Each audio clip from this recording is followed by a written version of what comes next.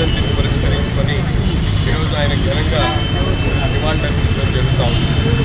ముఖ్యంగా సామాజిక సంస్కర్తగా మహిళల పట్ల మహిళలకు విద్యా అవకాశాలు, వెనుకబడినటువంటి వర్గాలకు ముందుకు నడిపించినటువంటి మహానాయకుడు జ్యోతిరావు పూలే గారు.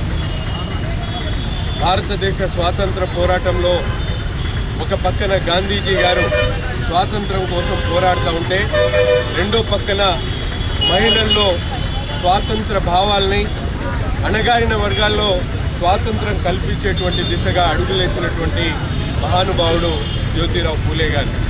ఈరోజు మొట్టమొదటి మహిళల కోసం హాస్టల్ ఏర్పాటు చేసి విద్యాభ్యాసం కల్పించినటువంటి మహానాయకుడు జ్యోతిరావు పూలే గారు.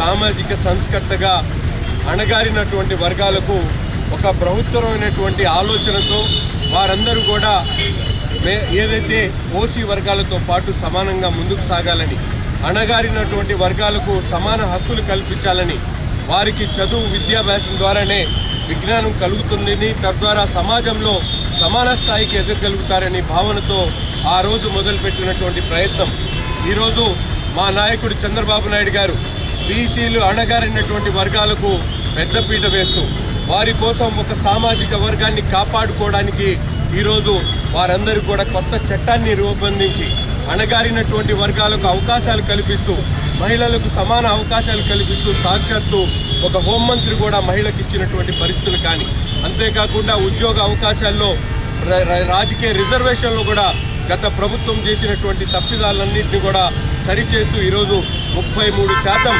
మహిళలకు రిజర్వేషన్ కల్పించినటువంటి నాయకుడు చంద్రబాబు నాయుడు అనే విషయాన్ని ఈరోజు తెలియజేస్తూ, జ్యోతిరావు గారి స్ఫూర్తితో తప్పకుండా ఈ ప్రభుత్వం ముందుకు సాగుతుంది.